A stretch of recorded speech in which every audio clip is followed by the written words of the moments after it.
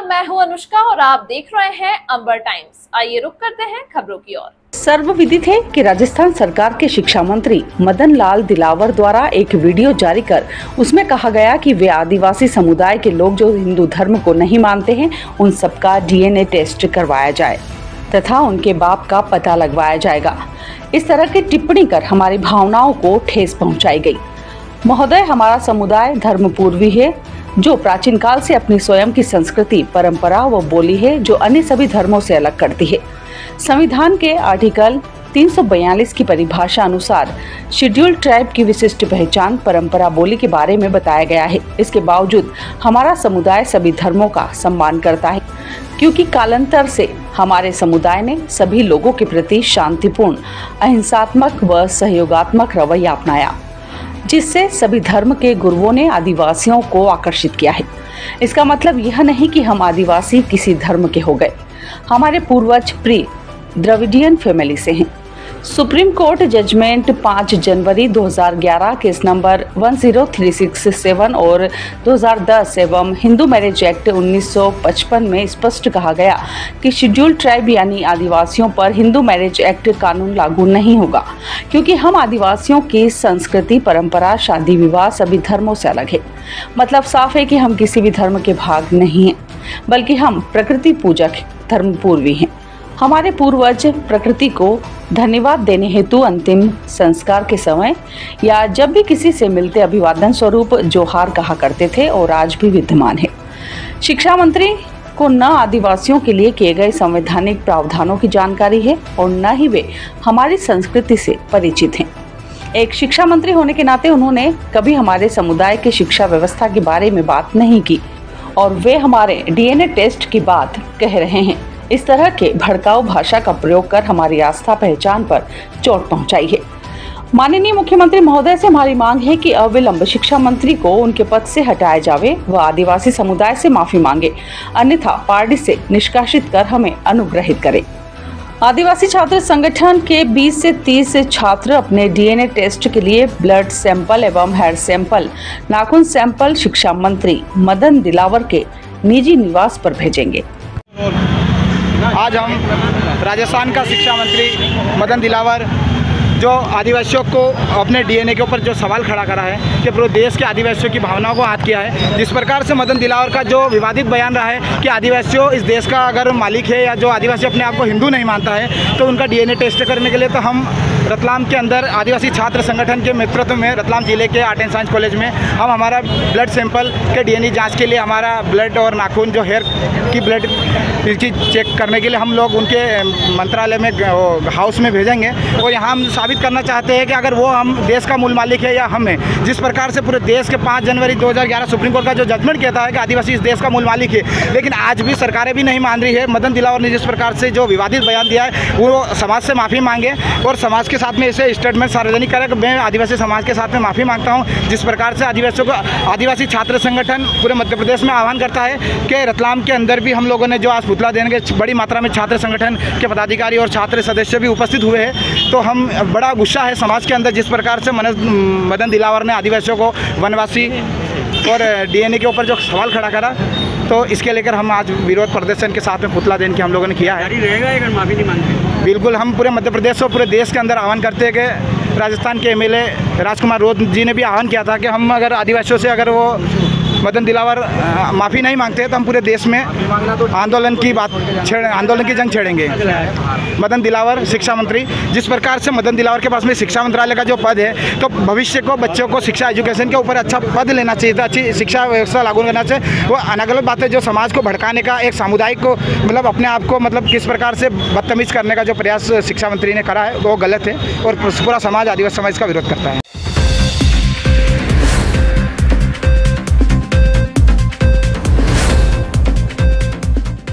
रतलाम में बारिश शुरू होते ही नगर निगम के खिलाफ लोगों का आक्रोश भड़कने लगा है और अब अलग अलग इलाकों के रहवासी न सिर्फ क्षेत्र में बल्कि नगर निगम में कमिश्नर चैम्बर के बाहर दरवाजे पर धरना प्रदर्शन कर रहे हैं और समस्या हल नहीं होने पर चक्का जाम की चेतावनी दे रहे हैं।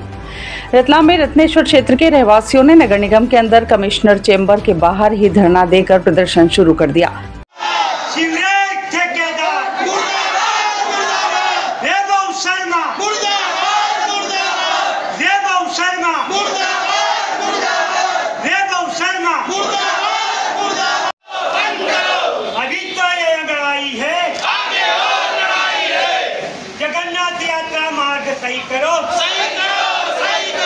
1 घंटे नारेबाजी हुई। रहवासियों की 5 सूत्री मांगे रही, जिसमें सबसे ज्यादा परेशानी सीवरेज का पानी सड़क पर आने से हो रही है, तो वहीं नलों में पीने का गंदा पानी की समस्या है। 1 घंटे तक नगर निगम के अंदर नारेबाजी की आवाज गूंजती रही। आखिरकार निगम उपायुक्त करुणावेश धरना दे रहे लोगों के पास पहुंचे और समस्या का जल्द समाधान करने का आश्वासन दिया, जिसके बाद धरना समाप्त हुआ। लेकिन अब 4 दिन में समस्याओं का निराकरण नहीं हुआ तो चक्का जाम आंदोलन की भी चेतावनी रहवासियों ने दे दी है। ज्ञापन दिया है वार्ड नंबर 26 की समस्या के लिए।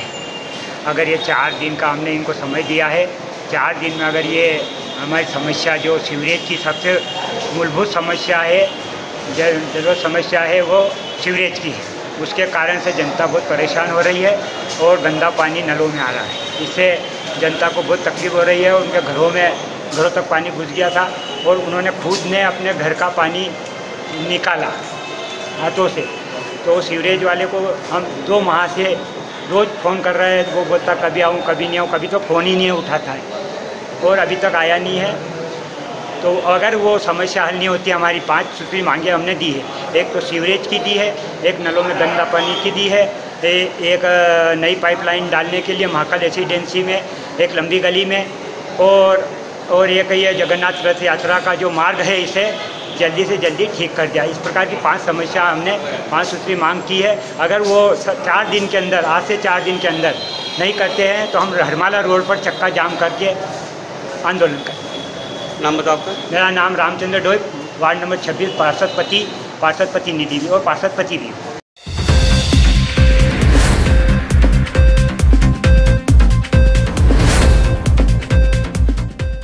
अखिल भारतीय सफाई मजदूर कांग्रेस ट्रेड यूनियन 7262 के प्रदेश अध्यक्ष पद पर कमल भाटी वाल्मीकि का शपथ एवं पदभार ग्रहण सम्मान समारोह 23 जून रविवार देवास मां चामुंडा की नगरी में संपन्न हुआ।